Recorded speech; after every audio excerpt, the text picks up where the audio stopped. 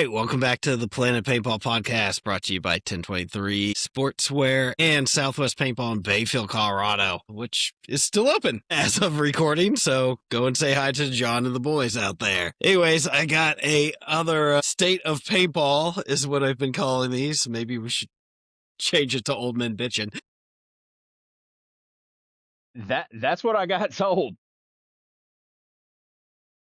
That's what I heard, that it was just grumpy old men bitching about paintball.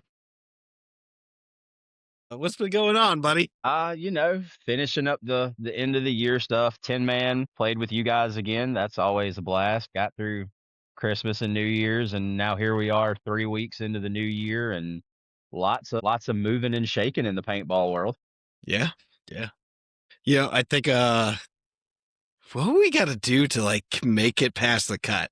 Because we're always like the last team outside of the cut, I feel like. Play better paintball would probably be the best solution. But that event for us is a fun day. But it does suck missing the cut by like 30 points one year, 15. I think it was 13 or 14 points at the retro this year that we missed the cut. Yeah. And I think always a bridesmaid. Year it was by a point. Yeah, always a bridesmaid, never the bride. But this year's 10-man. Let's get on. You brought 10-man up. There was some fuckery at this year's 10-man. There was some talk about teams tossing games to make sure other teams didn't move on and shit like that. Yeah. And that's the first time that's ever. I believe I saw one of the Scrappy Dogs gentlemen going on quite the tirade about it. That was pretty enjoyable to watch. I think you need to get him on the episode and let him air his grievances. You know what? That sounds like a fun idea. I'm pretty sure it was Travis. There was hey, Travis, reach out, man. We'll get you on here. We can talk about it. Speaking of mechanical stuff, Insane Paintball is going to have one, not this year, but next year in February, a 10-man. And they're doing 5-man mechanical events throughout the year. And they were nice enough to tell me it's going to be on APA, so everyone can sign up. Let me find that stupid thing. It's not stupid. It's very nice. First one's May 3rd, then July 12th, then August 3rd, and then October 25th. 5-man mech, center flag, hyperball, plus a random field that will change every event. And entry is $300. Paint is going to be $50 a case.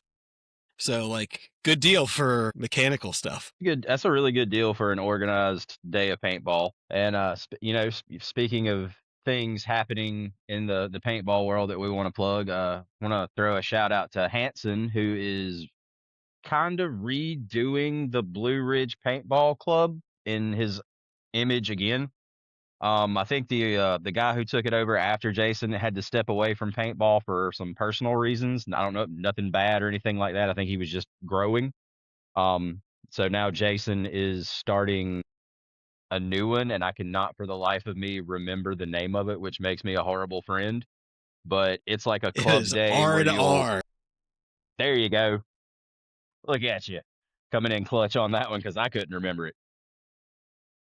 Well, and definitely give that a follow, because those are always a blast. Yeah, and the episode right before yours comes out is going to be Brad from Roadie's Paintball, who's also involved in that. So nice. If you didn't listen to Brad's already, go back and listen to Brad's and hear about R&R Paintball. The Roadies guys always have so much fun at every event, and it was great to see them, because I think they won an event this year, one of the ICPLs, didn't they? Yeah, they won the last one. So the Classic Cup was able to steal it away from Dark Carnival, which they won the season. So I've been told they're being forced up into the pros if they stay together. I was told they were coming back to play amateur as the Sandbaggers. Oh, yeah? They were just going to change the whole team name. And try and keep the bulk of the roster together. Yeah, I mean, that's supposed to be the fun division. That's not for guys who want to be super serious. Yeah. But unfortunately, this year it made way for Dark Carnival to just smack everybody around, because those dudes are just so good at methodical paintball. It's not even funny. Yeah, yeah.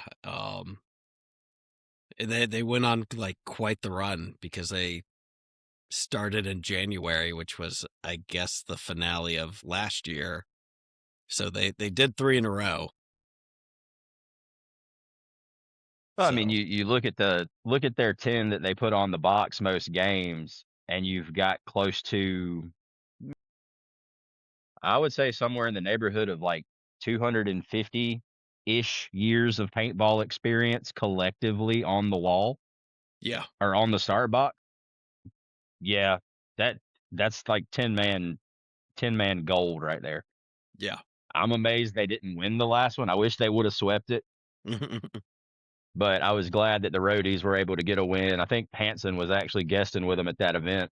Yeah, he was. Hanson managed to squeak out a win for the season. Somehow or another, he usually does, man. I like, he's one of those likable dudes that everybody wants to have on the team, so it makes it easy for him to like elevate whatever team he's on because he brings that personality and everybody Hmm. knows it. I Yeah. mean, he did the same thing. What was it? Did he win the one? I think he was on the Gridlock 10-man squad that won the Pro DNA Open. I think he was too. I know he played with, I mean, that's like 3 years ago now, I think. Yeah. But I think that's when he Stuff was goes with like the days Gridlock. get blurry. Yeah. I wish they'd bring that one back just because, like, from what I've heard, it was a pretty good event and it's Yeah. relatively local. It was definitely fun, man. We went up there, TJ and I went up and played with Crisis for that event. And that was like one of the open events. So, I think we drew Adrenaline I think they were our second game in the woods. And there's nothing like, getting to the 40 and feeling accomplished and you look across the field and you're in the same bunker as Eric Dearman and you just go, shit. Yeah. Yeah. But that's why Tin Man's fun. So you want to, right.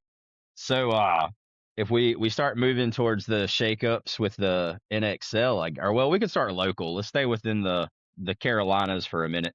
Yeah. So we've got Let's Tyler bringing back the C3XL for another season with a hmm few modifications. Yeah. I think he's like I've seen a lot of people complaining about the cap and this and that, but like really and truthfully, once you run an event, you get a great understanding for how hard it is to put on a quality event when you get too high in numbers. And I think what Tyler's really trying to do is to make sure he doesn't dilute his product. Like everybody loves the C3XL. It sells out every event. I think this is Yeah. a way to keep that happening. And I'm pretty sure it's already sold out. Oh, for the opener? Last year he put, yeah, last year he put one on Nice. my anniversary. So that was a no-go. And this year, the first one is on the wife's birthday. So that's a no-go. I mean, Yeah, unless just you in can time with my somehow schedule. convince your wife that she wants unless you can convince your wife she just wants a quiet day away from you for her birthday. Well, she might. I mean, depending on how much I You pester take her the days leading where up you to can the get them. event. Yeah. Right. So, So but I'm Tyler's got pretty that. We've sure got the AXL coming yeah.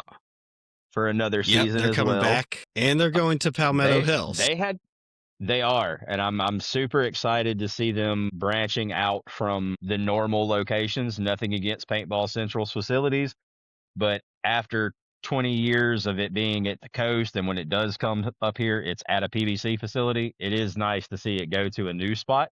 Mm-hmm. It also gives Pete a chance to highlight what his field can really offer the player, that some people from the coast may not have seen yet, because paintballers bitch about driving. I think that they did bring on somehow Defy as a paint sponsor or as a sponsor for this season. Am I correct with that?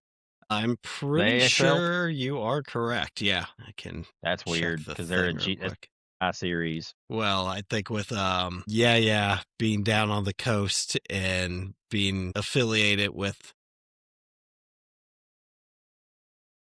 That's right. Black He Ops. didn't live. I know he didn't live super far from there, so I'm sure he's still Yeah. kicking around at the Conway facility now. And congrats to those guys for getting that Conway facility up and running. It looks amazing. Yeah.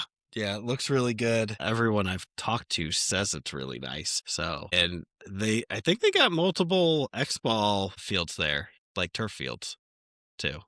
So, That's got to be good for those guys down there for a consistent playing surface. But at the same time, you're also really close to the beach, and that AstroTurf is going to get up to like 130 degrees in July.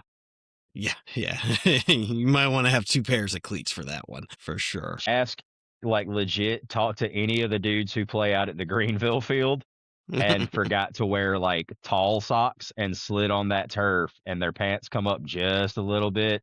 You learn your lesson real quick. Yeah, it's not fun, right? And you gotta wear gloves at a certain point too. That shit will Yeah.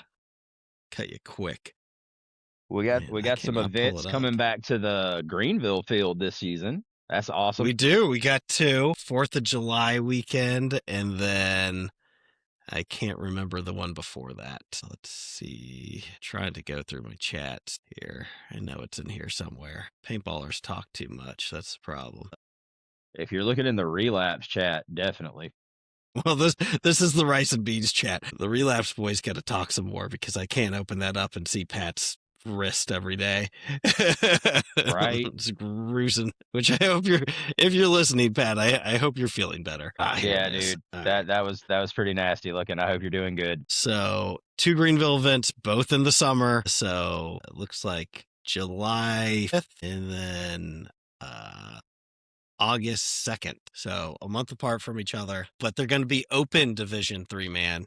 They'll have D6, D5, and then an open division. Try to get some of the old guys out to play. Yeah, so that'll be nice. Hopefully people show up for it. I know the second one is during POC, so the Dark Carnival boys won't be in town probably for it, but we got plenty of other guys that are capable of filling up that open division locally for sure. But yeah, be a great chance for some of the old gridlock guys and XSF guys to come out and dust the cobwebs off and play some paintball. Yeah. Although a lot of them are probably, some of the XSF guys could probably come down and play D5 point wise. Probably at this point. I mean, Tinker dropped back down to D4 at one point. Yeah, he was, which wasn't was terrifying to come back to a D4 event and line up against Tinker, and it's like, oh, what the hell? he? Mm-hmm. Like, I'm having flashbacks.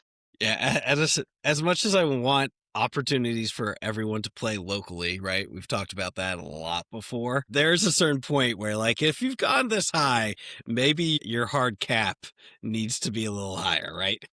Yeah, but I mean, John did take like a legitimate full step away from paintball. Like, I don't think he touched a marker at all after the trauma camp ended. I really think it might have been when he came back and was playing those events with Clutch. Like, I think he might have just been chilling, and because I think he was doing like real guns, and that was where his focus was. So I feel like there's some room for it, but John Tinker's just the example for like how those gridlock guys should have been reclassed by now. Mm-hmm. Because I mean, Tinker was a legitimate pro for I think at least a full season and a half, maybe, with trauma, and he dropped back down to D4 or D3 eventually. Yeah. Let's see. PBC's also doing 7-mans, a couple of them, I think 2 7-mans this year. They got rid of the retro 5-man. I call bullshit. I call bullshit too. Although I love Andrew, and I understand there's only so much room, and that event didn't sell well last season. I think we might have had 12 teams play. Yeah, maybe. I think less than that. I think we only lost like 3 teams going into the next round. Like, the cut was pretty gracious. Yeah. So it sucks to lose that event just because it was fun for us. But like, that 7-man event got rave reviews. Like, everybody had a blast at that last year. Yeah. Well, and if you look at that, like, a lot of people that are coming back in are from the early 2000s. So as much as they like mech, they also grew up in that era of uncapped semi, right? True. And I'm glad you mentioned that, because I listened to Saucy's episode, Matt Sossman's episode, and he brought up that point about the guys who run around saying make paintball violent again. Mm-hmm. One thing I think the new generation needs to understand is, for the old dudes, that's everywhere. Like, they always want to overshoot people. as much of a pacifist as Matt was in the CFOA, he played with some brutal, brutal dudes. Brad Pafford comes to mind. But that kind of paintball, like it's great, but it's also gonna have to be tempered really, really well because I don't know. I feel like nowadays overshooting isn't met the same way as it was. Like it's not just part of the game anymore. Like Yeah. we just kind of, like Matt said, we just kind of expected it. But Hmm. this younger generation, I'm just not so sure that adding that many uncapped events is a great idea. I mean, I know it helps paint sales. Yeah. I would like to see them do, keep the 7-man, but maybe put a rate of fire cap on it or a paint Uh-huh. limit so that you're not going out there shooting a month's paycheck in a day because you've never shot 25 balls a second through an intimidator. You will shoot your pack out just giggling as it happens. Yeah. Like it's just a MasterCard. I can max this one out. It's fine. That's true. It goes quick, especially you got the right setup. Like you said, Intimidator with a halo on it. You can Or rip any of through it. Jason Galloway's guns. Any of G-Way's Also matrices. true. Yeah. But you can check him out at Matrix. Oh my gosh. Now I'm going to fub it. You had a brain fart. Yeah. Not just me. Matrix Restoration or whatever. It'll be up here somewhere. He's got some beauties there. They're also going to do the 5-man blitz. They're bringing that back. And the Blitz events did pretty well. Y'all played a couple of those and had fun at them. Yeah. Yeah. I played 2 and I thought it was a really good format. It's kind of like X-Ball Light, if you will. So, but gave enough time in between points for older gentlemen to not have to huff and puff out there. Yeah, and one thing I forgot to bring up, want to give flowers where they're due to a league owner, and I'm pretty sure Tyler had changed the roster cap for this season at one point. Yeah, he had taken it And down to 4. and he did change it back for the right. Like I feel like I Yes. saw that somewhere. Yeah. Yeah. So wanted to make sure that crossed my mind, and I wanted to double check that it had happened. But kudos to him for listening to his players and understanding his player base was not doing it just so they could sandbag and not put in more teams. It was so they had old dudes like us who didn't die. Yeah. Yeah. And some of those events with that format is brutal. Like those summer events will beat you down even with 5 guys. Oh yeah. I mean, with 5 guys, we saw people having to bow out of the event during the June or July event. I can't remember which one it was, but there were a couple guys that had to be taken care of, and I think one guy had to go and get checked out. So I think I understand his logic, but I think it's good he listened to the customers and Yeah. gave us 5. Like I can see both sides of the argument from the player standpoint and from the promoter standpoint. And I just wanted to throw that out there that it's awesome that he listened to what his players wanted and actually, admitted that maybe he wasn't right about the situation and went back to what everybody kind of said they had to have to make the league run. That's a smart business move and a smart move as a person too, Yeah, and he did it the right way, right? Like he put out the initial thing in writing, got a big response from everyone, and then put out a very nice video re-explaining everything and saying, I've heard you, And that's what I've you heard got to your do. logic. There's a lot of leagues around the country that could take note of that, Indeed. So we've covered the local stuff. Now we can move on to Big Brother or the NXL. A lot of change is coming this season. We got the 5-pod paint limit, and regardless of whatever stupid moves have been made on the pro ranks or whatever, like people jumping teams, that's got to be the biggest thing for this season is that limited paint format. Great. The question I have is it going to trickle down to the divisionals? Because what good is playing semi-pro carrying 12, 13 pods a point when if you win that division, then all of a sudden you've got to go change gears and go to 5 pods. Yeah, I was really surprised they did not do it for semi-pro. I don't know if they left it up to, I heard somewhere that they were leaving it up to the semi-pro teams to make that decision. Why would you want to buy more paint? I mean, to me, A lot of those dudes are flipping the semi-pro bill. teams are Right, dude. You tell me I've only got to buy like 10 cases and that's all I got to pay for a national event at 25 a case? Absolutely. You tell All me over it. I've got to you tell me that I had a choice and everybody on the team decided we wanted to shoot a skid of paint every event. I'm probably jumping ship. I'm going to go play D4. Yeah. So, and like you said, I think it's going to make up the adjustment to pro, which is already hard, right? A lot harder because you're going to have to learn a Yeah. new tempo of the game on top of the pro tempo already.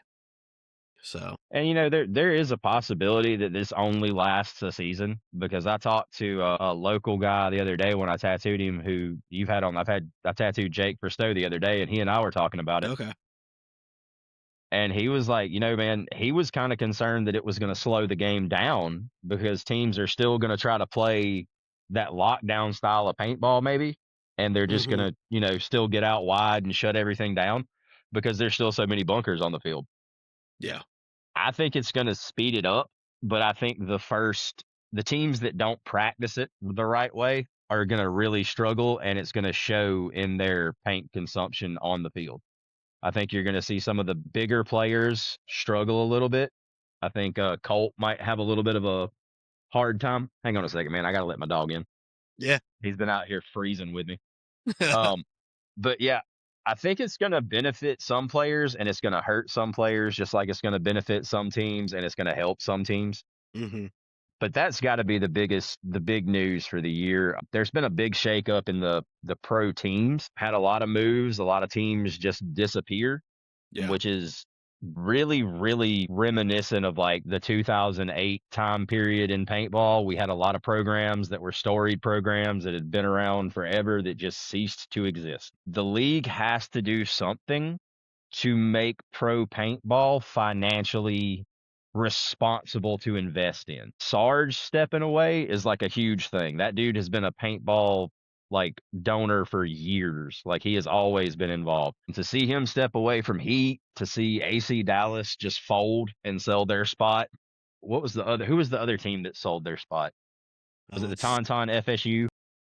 Yeah, the FSU spot got sold, and then So that Tauntauns one's merged with Arsenal, what was left. so that one's not super surprising because of those merger teams. A lot of times they don't last past a season or two in their iteration. Yeah. The Bears Thunder thing, like that was planned to happen that way. But there's been other mergers throughout the years where that's usually a sign like a death rattle for a pro team. Like when you start having to join forces with other teams, bring in outside donors, which brings me to my next point, which would be Dynasty, them merging with Arsenal. That's a huge thing. A lot of people don't think it's a big deal, but for the guys like me and you that have been around since Dynasty started playing pro, they have never struggled to the point where I think they've brought in this many players and an outside investor before. Yeah. Yeah. This Like is the first time. they made what, four or five pickups this season? They got the players from Arsenal. I think they got 3 or 4 from Arsenal, and then they picked up Mikey from Impact. So, and they cut, oh my gosh, Danny, I think, from Level Up. Yeah. Yeah, I feel like they should have made a few more cuts. I think they should have trimmed the fat just a little bit more on that team. And for some reason they didn't. They brought in a lot of new guys, but they did have one other player specifically this year that just wasn't on par when he was on the field. Mm-hmm. I feel like all four of the guys they picked up outplayed the two guys, like outplayed Kyle Berry and Danny Schoenauer. I feel like they missed an opportunity to make that team a little bit leaner and a little bit younger and a little bit faster. Kyle's a great player, but he hasn't worked well in that program thus far. Yeah. He kind of, it felt like he was really struggling to find his rhythm this year. Whereas when he was on ML Kings and he was the stunner, he was always stunting. Like he was fucking people up left and right when he was on the team that was getting relegated a couple years back. But then he gets on a team full of all-stars and all of a sudden he starts getting penalties and getting shot out of his bunker, which is not traditionally something he's done. So I feel like that maybe he missed an opportunity to make a move during the offseason just because he might have been a better fit in one of these newer programs that's coming up that needs a stunner. Yeah. I think that this may be the season that we start to see some of the guys that came into pro when we were kids starting to bow out. Yeah. I listened to Play the Game, I think it was. They had Dizon on, and he said that Chad George currently would not be on this iteration of Heat. Hmm. Well, yeah, it's weird enough to think about Heat without Chad George, but it's also weird as shit to think about the pro division without Chad George. He was a pro with Impact for a hot minute before he jumped on Heat. Yeah. Yeah. Like, he's a staple. I think that he said Sam Monville is in the same spot. Sam's trying to figure out where he sits with the game. And you think Hmm. about the pro division without Monville or without like Ryan Moorhead playing with Sam Monville. That's a weird thing to see. And those two, So I I don't feel know like if they've ever been separated. we're starting to get to that point where I think we're going to start to see some of our like monkey with a gun hero days. Like, those guys are going to start stepping out of the game if their teams don't start winning. Like, I don't know how much sense it makes for guys like Alex, Ryan, and Yosh on Dynasty that have already won everything you can win to just keep at it year after year with the obvious age and wearing that comes with getting older and playing the sport without any results to show for it. Well, I could definitely see Alex stepping away. He's stepped away before as far as like being very Yeah, content not to play, right? He's never made it like a formal thing, but like you said, there's a lot of dudes on that roster. I think they're really looking for franchise players, and they thought they had it with which is Marcelo. crazy. Yeah. Which is it's crazy to think of a team like built around that core group that's still there looking for a franchise player to come in and save the day. Like, that's insane because all three of those guys, we'll just say Yosh and Ryan, because those two played the most this season out of that three. Those two were in contention for MVP talks in the move of the prelims, move of the day, move of Sunday. Like, those dudes were always in contention for it, and they've been pro for 20 plus years. I just don't see them being like, all right, we're just going to keep doing this because they're not even playing with their friends now. Like, all of their friends have already retired Yeah. Yeah. So, or they're on their comeback tours. yeah. I mean, they do have the businesses, right? So I think there's a desire to always keep a dynasty as long as they own those businesses, right? Kind of as a factory team, which the only factory team we have left is the Ironmen. But would you keep them as would you keep the Dynasty name if you went that route? Like, would you want to do a complete rebuild and have Dynasty be the name that you go out and send out there to get, have a season where Mollywopped. they win a match? Yeah, I mean, and it's very possible that's what they're thinking, but I wouldn't do it with the name, and that's just me Yeah. personally. Well, maybe they We did. had I've heard them talk about rebranding, not the name, but like the logo and stuff. So that could be the thought process there is like, let's make a distinction at least, right? Like maybe old dynasty, new dynasty. good Dynasty, middle of the pack Dynasty, Yeah. Which I mean, they didn't have a and I mean, horrible year this year, right? They placed I mean they had a bad by year their for dynasty. By their standards, they had a horrible year, but by most pro look, teams, they got like a third, I think, and then took second at the 3-man I don't thing. think any of the pro teams had the year they wanted to. Like, if you look at the final standings for like who finished where at those events, like the first two events through Cup, like Fitz definitely not happy that they didn't win another event last year. Like, they're pissed that they only won two events. Like, all over the reels, I'm pretty sure those guys were all back playing paintball the weekend after Cup. So they weren't happy. Of course, like, Dynasty wasn't happy with their results. But I feel like we're gonna start seeing some of these older players start to maybe not fade away, but maybe have to start taking more of a back seat on the playing time on these teams, just because they're either not gonna have the drive anymore, or they're not gonna be able to. Yeah. Another big announcement I heard on the way to work this morning that I wasn't aware of. Apparently this season, Archie's not playing a full season with X Factor. Yeah, I heard that he might not play at all, might only play a couple events. Kind of, we'll see. Definitely practicing with them still, but not necessarily playing events with them. Yeah, I mean, he's got other stuff he's moving towards, but that's a big name stepping away from the game that's been in the pro league since 2007. somewhere in there. I mean, Yeah. almost 20 years as a pro. Yeah. So, yeah, I And then think so. we've got the new guys on the block. We got 3 brand new pro teams that are coming up into the pro division that have never been pro before. We've got Distortion, Collision bought a spot, and the Jungle Cats out of Augusta Paintball, formerly Bear Ridge, whatever they were. They won their pro spot. Feel like there was a other Might be one, a but I guess not. I guess the Tauntaun Arsenal merge is throwing it off. Yeah, I'm still curious. I still haven't seen a roster dropped from that camp yet. So I'm curious to see who they kept out of the French guys and who actually stayed from Arsenal.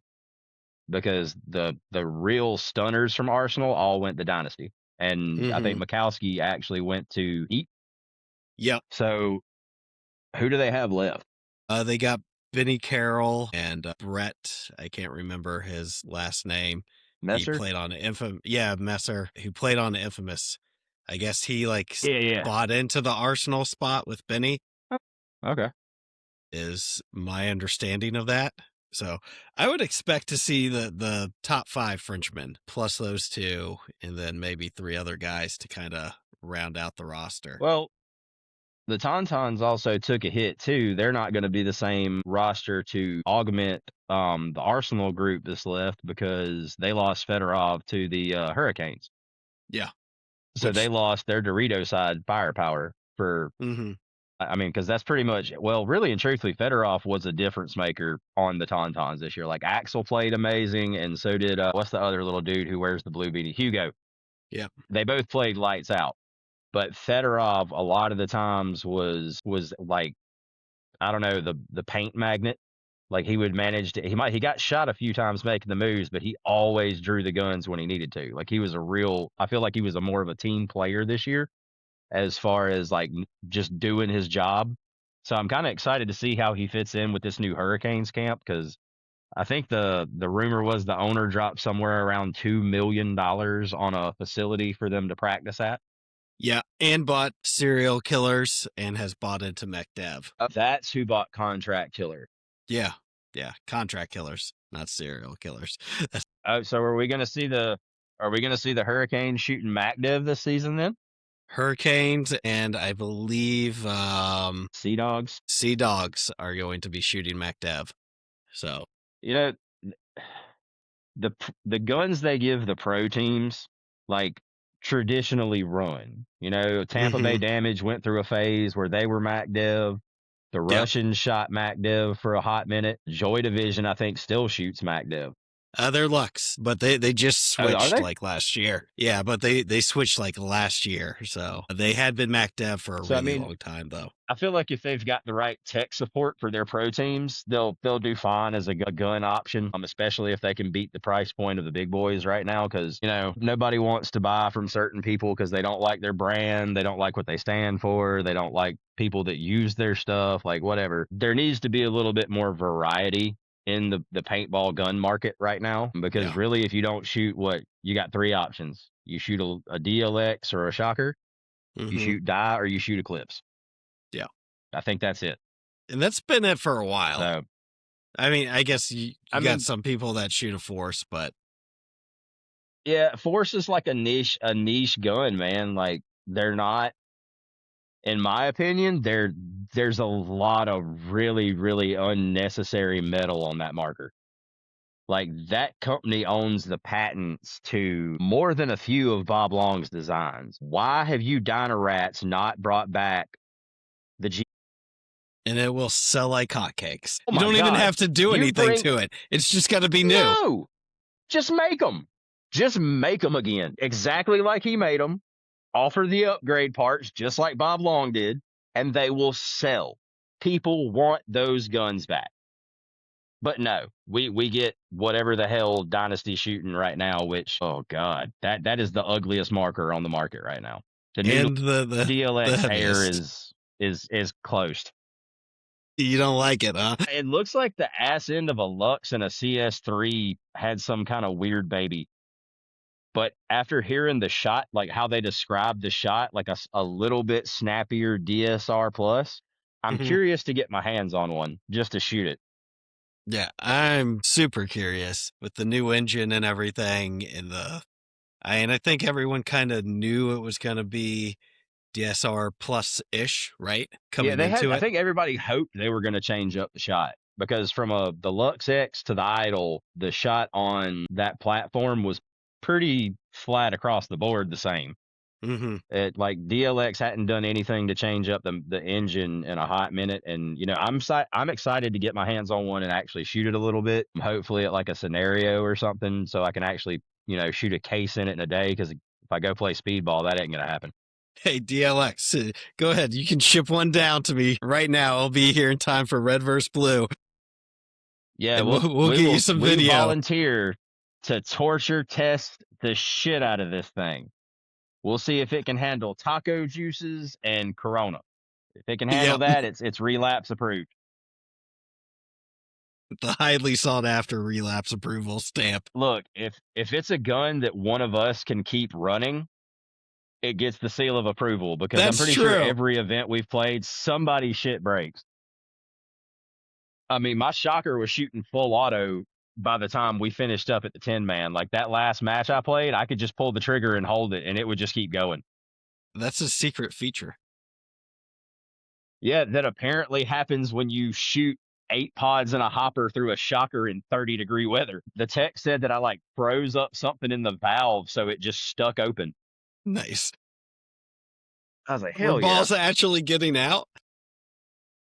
Yeah. Yeah. I mean, It wasn't choking. It didn't short stroke. Like, it wasn't fast, but it was definitely just shooting without me doing anything.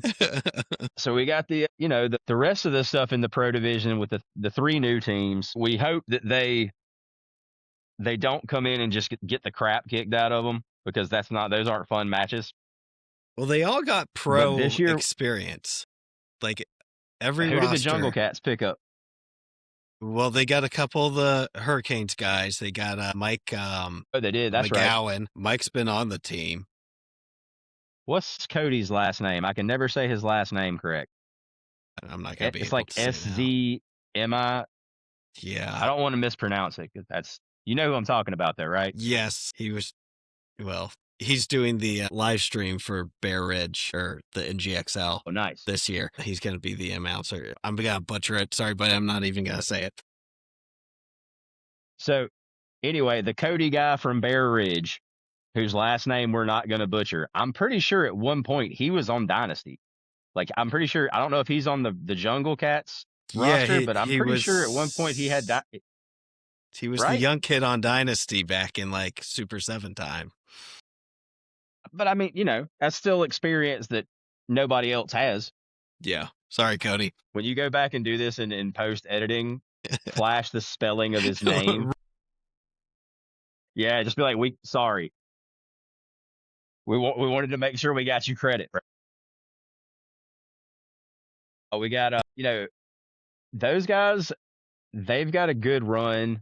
And I think, like talking about the shakeups in the pro division this year, I think the 3 new teams really have a chance, maybe not to podium, but definitely to crack that Sunday. And yeah, I wouldn't put it past the Jungle Cats or Collision to pop up on a Sunday, I would say by the 3rd event. And and the Collision has gotten Frank Automaso and a couple other old like Aftermath guys from the last. Well, they've also got reiteration, and they have Hinman, and they climbed all year, right? Like the Jungle Cats were super consistent all year, but Collision really they were ramping up at the end. Versus, I really think that had they not done, if they would do away with the stupid Sunday club crap for the top teams, I feel like we would get finals where the Jungle Cats and Collision play in the finals versus them, like all 4 of the top 4 teams that got that bye and didn't have to play much. All of them got knocked out before the finals. We didn't even get to see. It came down to somebody sitting there with a damn calculator to figure out who won the semi-pro division because I personally feel like the fact they weren't challenged leading up to Sunday.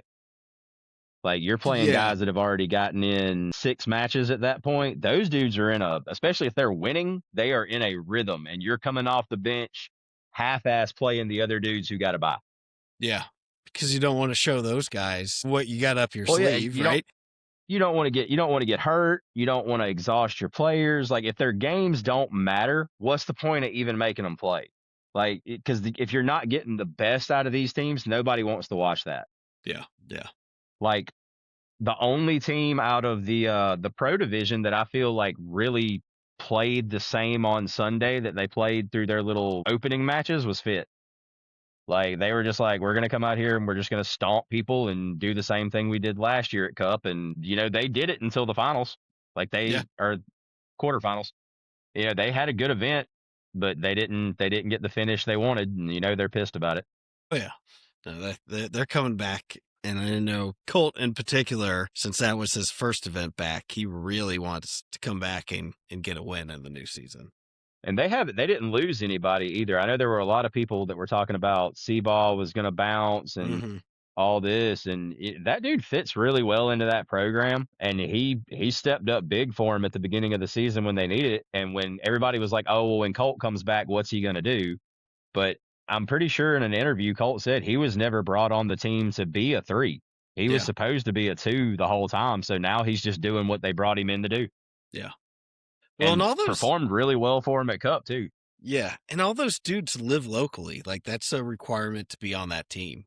So, Well, the Russians are trying with yeah. their this is a fucked up joke. Don't cancel me, but their little mini concentration camp, like fucking, you might as well move to Florida. Like 6 weeks before the event, those guys all have to be in Florida at the house to Yeah. play at minimum 5 days a week leading up to the event. Who in the hell can live anywhere and then dip out for 30 weeks out of the season? Like 30 weeks out of the year, you're not even going to be home. You might as, like you said, you might as well just live in Florida. So I mean, I just take the move. am excited to see how Corey Hall does in that program. A lot of the aftershock guys last year, just that was a really rough year for that program. Like none of those dudes looked committed to winning. Mm-hmm. But Corey's I love watching that dude play paintball, and I'm excited to see what he does in that system with that amount of focus on the game every time before the events. I think it's going to be a big thing for him. And I think you'll probably see a different version of him this season than you've seen before. I think he's going to come out pretty nasty. And then of Yeah. course you've got the standard Russian mobsters, Mm-hmm. you just don't want to be on the same side as Malloy. Like I don't care who you are, if you see him go to your side in the pro division, you just have to mentally go, fuck, again? And they're And getting one I of the forget main how Russians long. back. Yeah, Sergey comes back. I believe he's coming back from that knee injury Mm-hmm. from last year. And a lot of people, and I even kind of didn't realize it till I got into cruising YouTube the other day. Malloy has been in the pro division wrecking people consistently. Like I was able to find footage as far back as 2008 of him pulling off like 3-packs and 4-packs against other pro teams consistently. So, yeah. And I'm like, that Russian sports program might be a real thing. Like they might have juiced that dude up with some kind of paintball cocktail in a lab. Cause God, man, just to still be that consistent and that much of a threat for that long. Yeah. And speaking of Corey Hall, well, that'll lead us to the aftershock where we Mm-hmm. got my buddy. Okay, they picked up, they got rid of some guys. And like we said, they didn't seem super focused last season. They Got had rid of some a lot of leave. guys. Well, Either they got rid of them or they left. Yeah. Well, I don't know did you watch the 15 balls per second match with Dynasty, Aftershock, and Shock, their semi-pro team? Yeah. See, so I don't know if you noticed this or not, but the Shock semi-pro team put it on Dynasty worse than the pro line did. Mm-hmm. So they pulled up, I believe, 3 of the Shock the kids that were on, and I say kids because everybody younger than me is a kid nowadays because grumpy old man shit. But they pulled up 2 of the younger guys from the Shock semi-pro team. They picked up Jared Lackey and Jesse Stevens from Dallas when that camp folded. So they've got a brand new line of 5 already. And then they brought in Marky Franz. And who was the other guy? There's another one they picked up, but I'm not sure what his name. I can't remember his name. Oh my gosh. I just heard it today too. Fuck. I can't remember it because I was just listening to Mark's interview with Maddie. Which, hey, can we just put that shit on Spotify? Because as much as I love YouTube, I get a commercial every 5 minutes, and it makes an hour-long video fucking take forever. I hate it. I hate it because I refuse to pay for like YouTube Premium, and I can't just like turn my phone screen off and listen to it like I can everything else. Yeah. So yeah. Not that I don't appreciate everyone here on the YouTube, and we'll take this time to say like and subscribe, I guess. Yeah. I mean, YouTube's awesome, but if you don't have YouTube Premium as a just casual listening device, may not be the best thing for somebody who works outside because you can't throw your shit in your pocket. Yeah. Makes it hard. But you know, I think that's going to be a camp to watch this year too. I think the move from what I've understood was to get more back to guys who didn't have egos and who just wanted to play paintball. More of that old school blue collar shock mentality, like just go out there and fucking work. Yeah. I'm super excited for it for Jared. I'm glad to see that dude hopefully starting to get some starts and spins. You know, the team doesn't exist anymore, so I can say what I want to say. I feel like he was very underutilized at AC Dallas. I think that Mark made a big mistake not using him more until he had to, and then he kind of realized like, oh shit, this dude can actually play. Like, I just feel like this might be the season that Jared actually gets to shine a little bit. And the same thing for those younger guys coming up from Shock. Those dudes are nasty. Like, they were putting it on the Dynasty kids at the 15 BPS event. And they were super aggressive too, which is something that is kind of missing in the pro division. I know nobody likes scores that are 1-2, and that shit's just boring. Well, and that's why the original ESPN thing worked, right?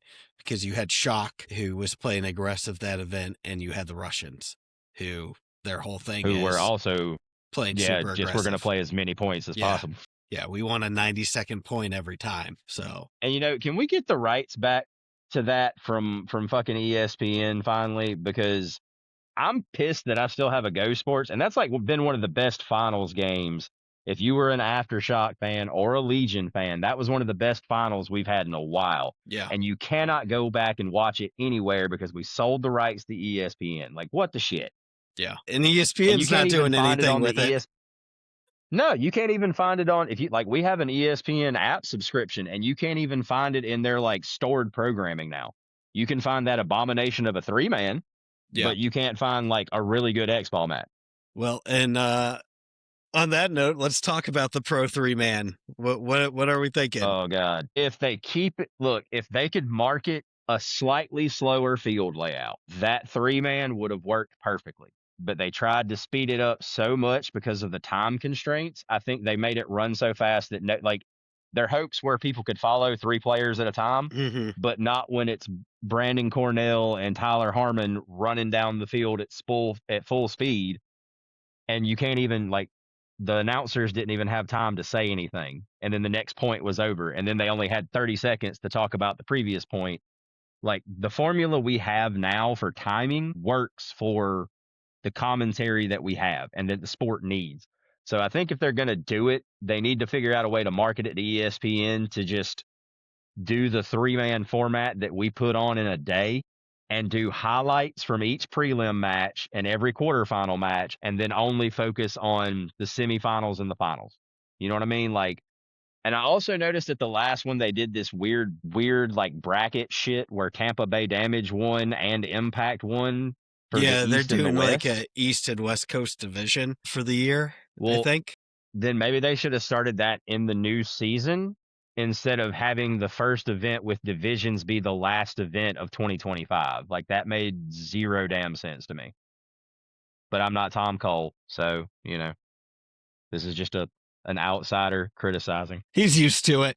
Yeah, I'm sure. Now, I'm super glad that they abandoned that stupid ass idea they had about capping the paint price at like $40 and saying that the paint manufacturers wouldn't be able to sell for less than 40. That was something that Will Ball for Soup had posted, and I was like, that sounds like communism. It does. It's also collusion and it's not allowed. I'm pretty sure that shit's illegal in America. It is. And Tom Cole's just down there like, and you know, And here was the proposal. I think I pitched it to Andy. Like, I would be okay with that if they just across the board said, all right, at national events, we're all going to sell our paint for $35 a case. Mm-hmm. And we're also going, if you'll agree to pay the $35, $40 a case at the national events, we'll agree to sell you that exact same paint to your field for them to sell it to you for $40 a case at your regional events. Because I think the paint cost is really what's starting to choke the sport out right now. Like, it's no longer a thing you can just go do on a random Sunday for $50. It's like $75, $80 to go out, period, now.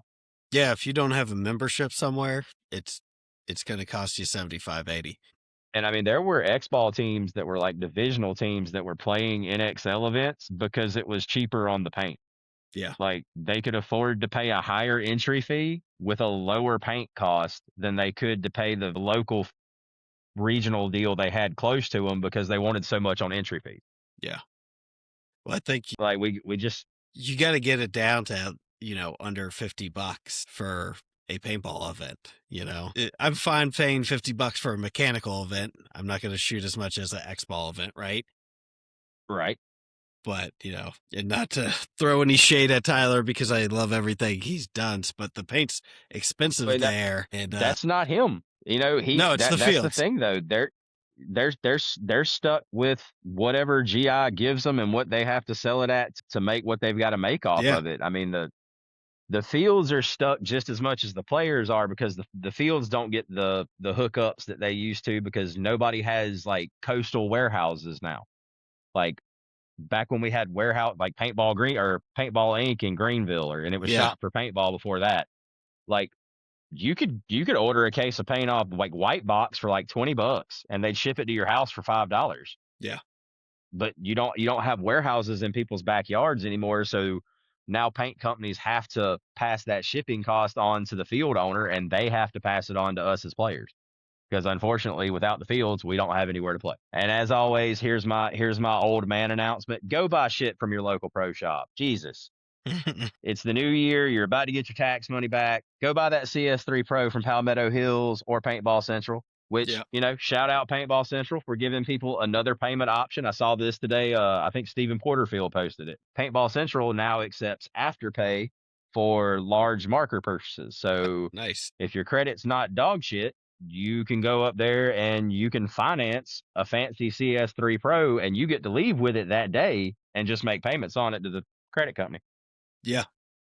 So just like Andy's Taco Shop, financing available now. Speaking of which, did you see the lease to own option? Wait a minute. Hold on. I just got this mental image of Andy sitting there with a pickle jar full of change. And that's his financing option. Like, if you don't have the money, he'll loan you his pickle jar full of change for a week till you can pay him back. Sounds like a t-shirt to me. Andy with a pickle jar. Like, I don't know why but that was the image that I just caught, was like Andy trying to do like a finance form for somebody. And he's like, hold on, I'll be back.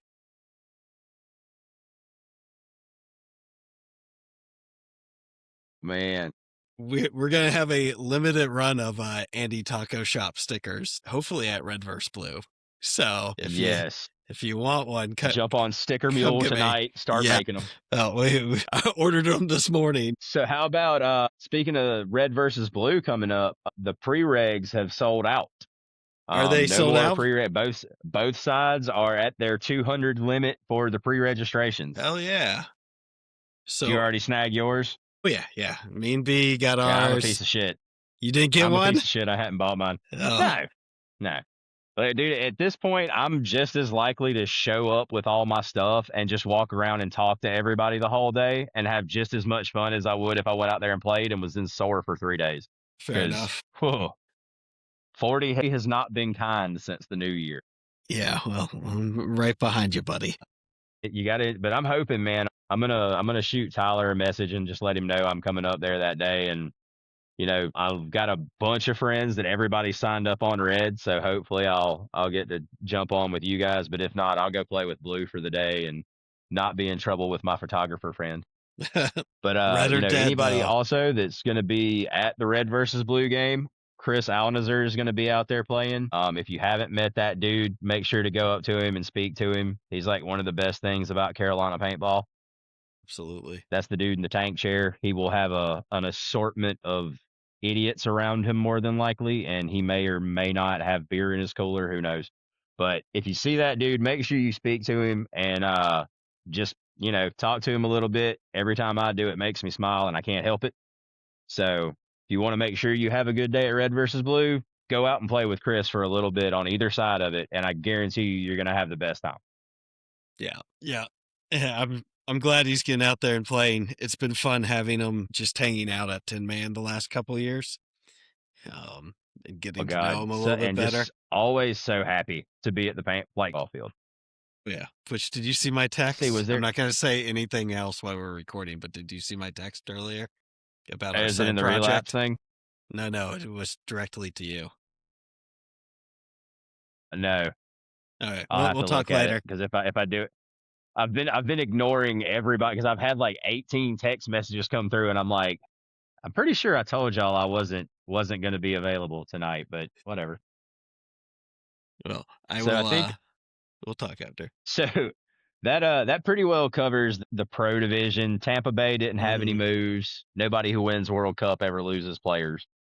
Nope. So that, expect that roster to come back strong next year, because I think they're getting back Chad Bougier and Brian Smith are both going to be back next season. So they've got a lot of bodies, but they've got a lot of really good players on that team. It's a good problem to have. Yeah, they got a lot of bodies, and a lot of bodies they've wanted for a while. So yeah, Joey's got to be pretty pleased with himself right now. Oh, I'm sure. You can't be mad at yourself when you get the players you want and then win a World Cup, right? I feel like whoever's footing the bill for their salaries is probably a little fucking salty about it. Like they better win every event. I'd be like, if y'all don't win from now on, I'm gonna be pissed when I sign this check. CJ was out there playing with the boys again at Cup. So dude, picked up a 4-pack. Yeah, I know, right? So, and he's the money guy. So I think he's pretty happy right now. God, but man, of course, if I was flipping that bill and picked up a 4-pack, I might be like, maybe we don't need him. Right? Like, one of y'all need to go on and retire. I got this. So I think we'll see that. I think Leverage. Let's go ahead and throw them some love. Like they came out in their first year in the pro division. They made Sunday at Cup, like 1,000% better than anybody really expected them to do after the way the beginning of the season went for them. But it was rough. Those dudes hung in there and they kept fighting. Yeah, it usually is for the new kids. Well, they didn't have some of their star players at the beginning of the year either. Yeah, I think, what was it? Was it Caputo? Caputo went to the fire almost department every Friday. Yeah, he had to miss like almost every Friday. Like he was flying in Friday nights and playing on Saturdays with them. Yeah, and I don't think he even got to play the first event, so I think he was totally out for that one. And that's one of their stunners too. Totally lost it. I had something on. Oh, Uprising, kind of breakout year. Like they finally kind of got their shit together. Yeah. Well, you're talking about a team that's on an upswing. Like for the last, say what, since 2023, so last 2-3 years, they've steadily been they've gone from being that team that nobody really underestimated because you never knew which version you were going to get. Like they used to get blown out 6-0 by Upton 187 or something, like one of the bottom tier teams. And then they'd take Dynasty to overtime the very next match. Like you never knew what you were going to get, but now they're to that point and I feel like adding Nate Schroeder back to the field really helped them because he's that kind of on-field presence they were missing. Dude, nobody wants to draw them now. Like I don't think there's even if you look at the top 4 teams, like they gave Fit hell several times this season. And when you can give the team that wins the series championship a rough go like you might not beat them, but you're definitely making them look in their rearview mirror after that game like, holy shit, we almost didn't win that. You're on an upswing. And now they're at that point where it's like, okay, they're going to make Sunday, but how deep are they going to go this Sunday? Are they going to make it past the wild card round? Because if they make it past the wild card round, they have just as much chance to win as anybody else in the pro division right now with the way those guys have played. I did hear, I think somebody said something, God, I'm trying to remember who I was talking to. that they didn't make. This is like the or the second season where they haven't made a single move. They haven't tried to pick anybody up. They haven't tried to cut anybody. Like, it's still the same core, and they Yeah. all want to be there. Yeah. Well, I don't think they've picked up anyone since adding Nate. I think they picked up like 3 guys right before him, and then Nate came like mid-season a couple years ago. Yeah, when he left Infamous. So I just that to me they're the Northwest Shock, right? Just gritty blue collar dudes. They all live in the surrounding area, and that's how they want Yeah. that team. And it seems like they're out there a lot practicing. And I know that the Damage fans, Andy specifically, won't like to hear me say this, but I think Damage and Impact and teams like Damage and Impact are what's wrong with pro paintball, and to a lesser extent, it trickles down to the divisionals. It used to be tribal. Like, if you weren't from North Carolina, South Carolina, Georgia, you didn't just show up at a random paintball field and try to jump. It was like there were pro teams out there and they were grinding every weekend. You didn't have guys from out of your region on your team. You didn't fly in killers from Texas and California and all this for events. You tried to build it at home. And we've gotten away from that, especially in the pro division. But I mean, there's semi-pro teams that have guys that they have to fly into events because they have former pro ranks. There's The a guys lot. that can pull, you know what I'm saying? But there's guys that can pull that kind of deal where, like, hey, I'll come play semi-pro with you, but you're gonna have to pay for all my shit and my plane ticket. Yeah. Why not just like take the Fit model or the Uprising model? Like, that's where Uprising doesn't have the size facility that Fit has, but they have that same mentality. Like, I think if those guys were able to, they'd play 5 days a week and would never bat an eyelash. Oh yeah.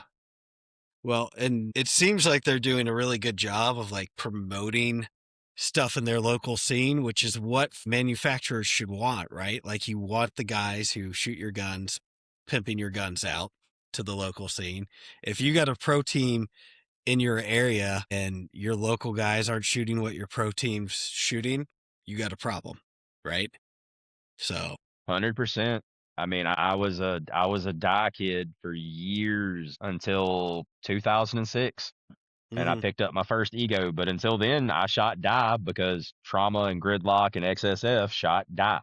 Like, you yeah, shot a Matrix if you were in the Carolinas. yeah, period. Like, there were a few blasphemers that had Timmys back in the day, Huh. and I just remember giving them really dirty looks every time I heard that little poppet valve bullshit.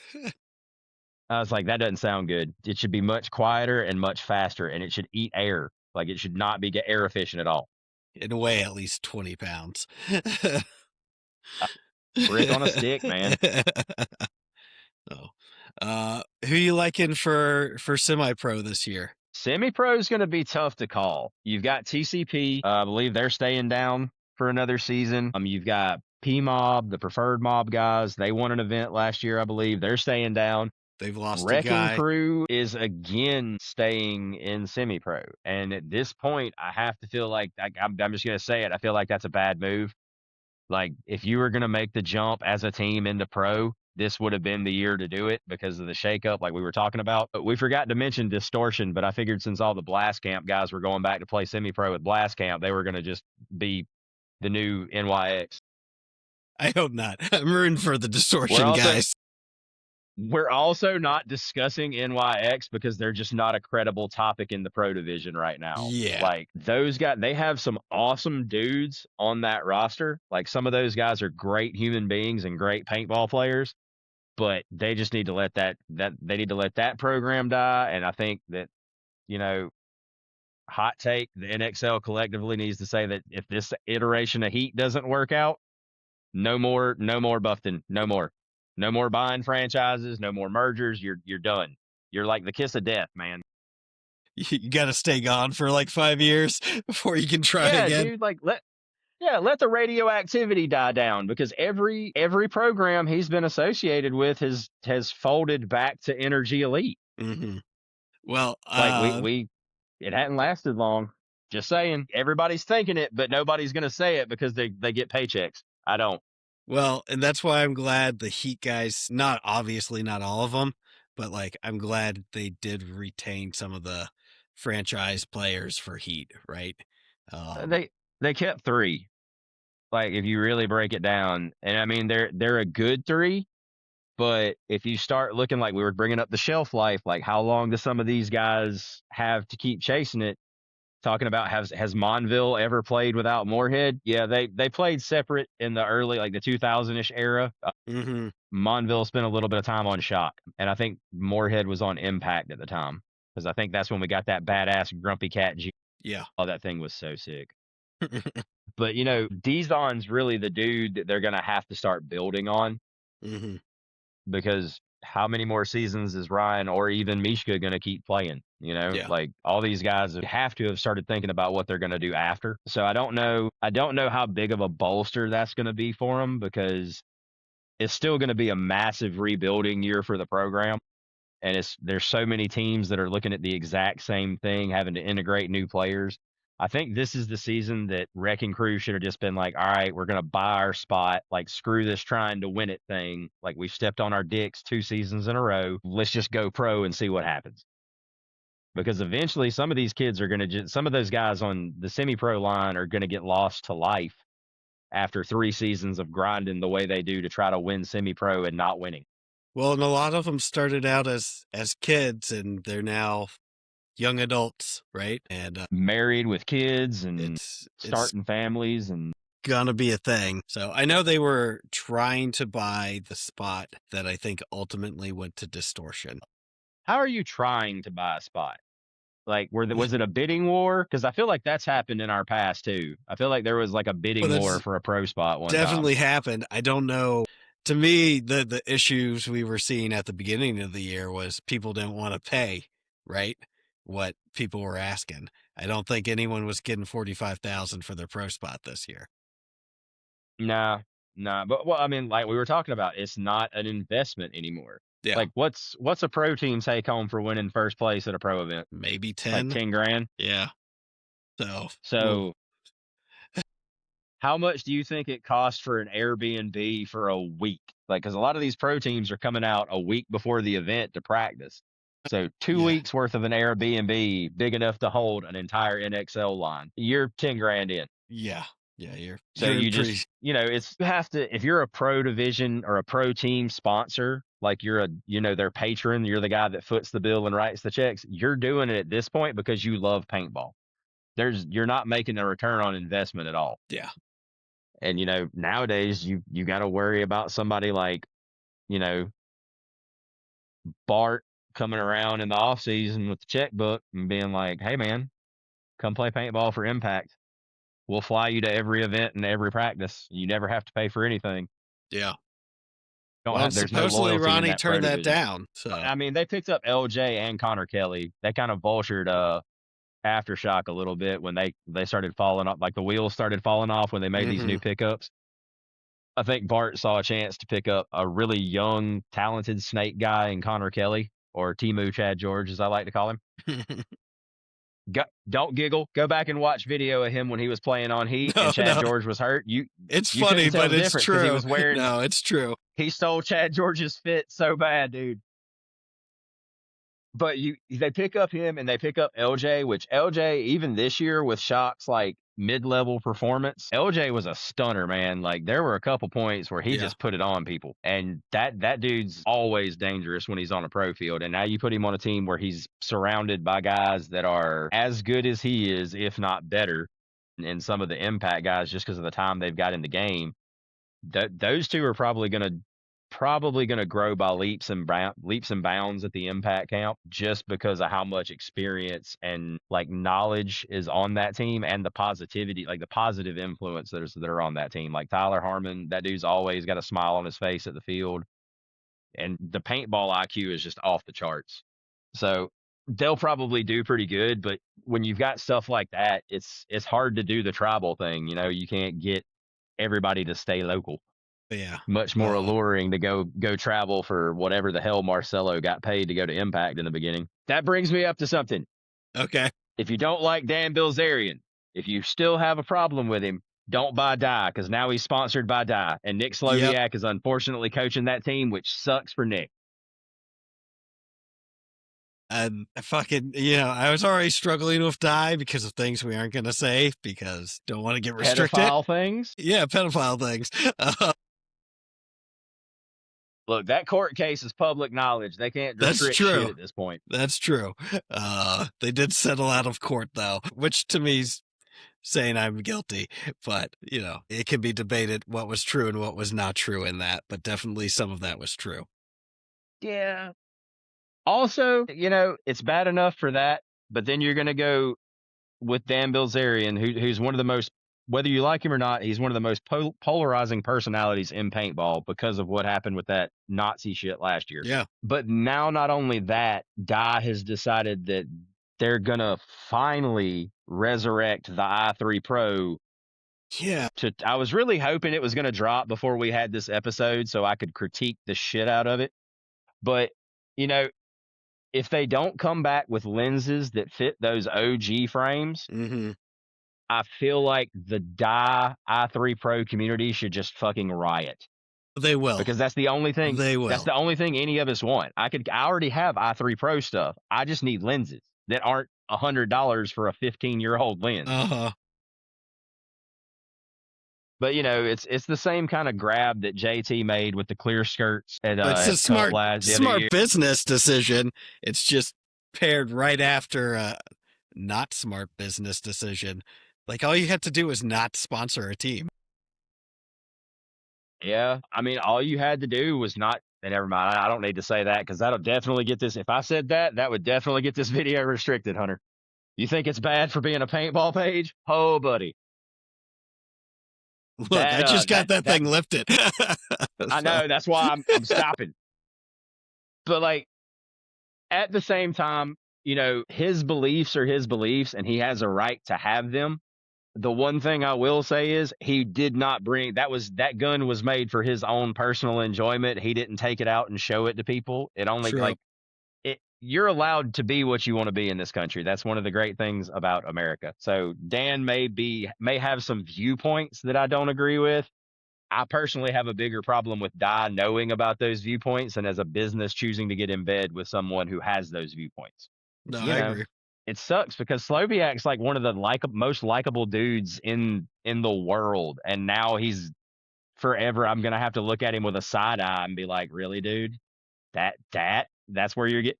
But it's a paycheck, and Nick's got kids, so no hate. He's got a lot of kids, so do what you got to do, man. Feed your family. Shitty decision on Dye's behalf. Just don't drink the Kool-Aid.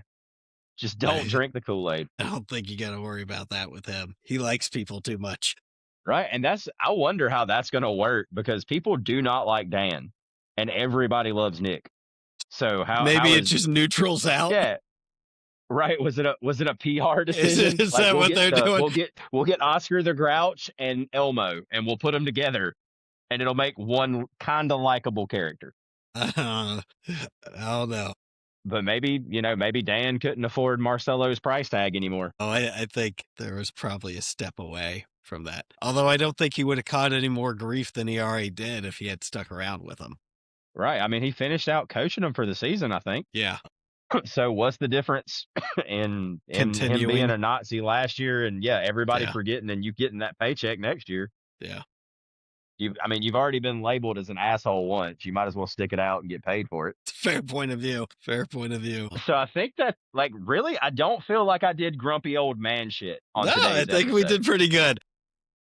I think we just covered a realistic view of the current status of paintball in the Carolinas and, in the NXL, and I didn't complain. I'm excited to see the 5-pod cap. I really hope it speeds up the game. I do too. I think we need to get rid of a couple more bunkers.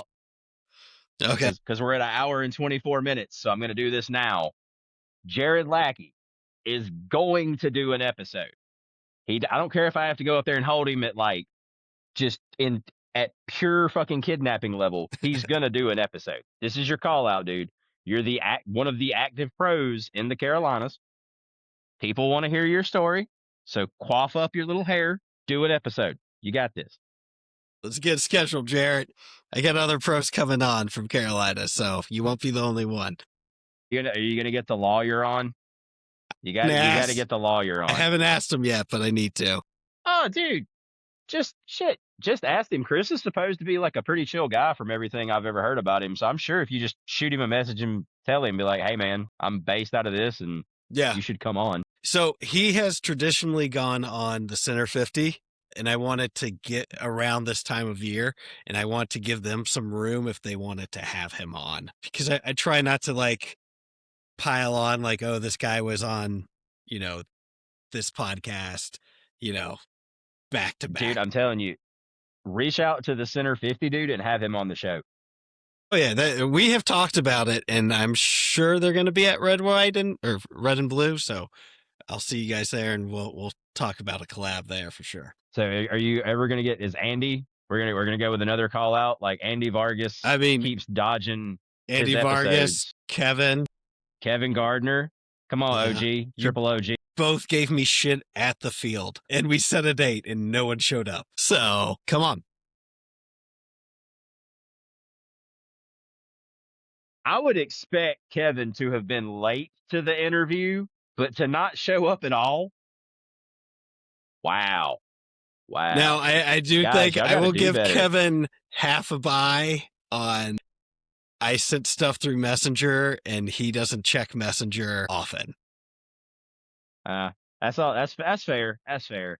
So I'll give you a little bit of a buy. Andy's episode, like the people keep asking when it's going to happen, and he keeps talking all this shit about, oh, come do a live feed at the field and all this. No, just do an episode, bro. We're about to start being able to do lives from the field, so he won't be able to, or at least recordings from the field, so he won't be able to dodge much longer. I got these fancy little mics and everything. A recording from the field is going to be so bad, though, because there's just going to be so much fuckery going on the other side of that camera. Y'all aren't going to be able to keep a straight face. Well, that's going to be bad. Yeah, we'll have to hang out in the relapse fuck shad. So another guy that I think you need to try to get on the show, you need to try to get JB on here. Okay.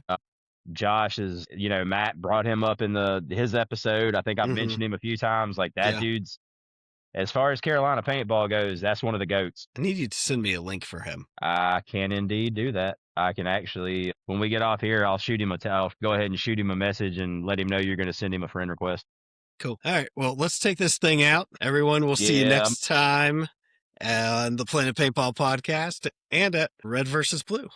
Peace. Yes, sir. Thanks for tuning in to the Planet Paintball Podcast. We hope you enjoyed today's episode. Whether you're out there grinding in the divisional pits or chasing dreams on the pro stage, remember, it's all about the passion, the hustle, and the love for the sport. Until next time, keep grinding, keep growing, and we'll see you back here on the Planet Paintball Podcast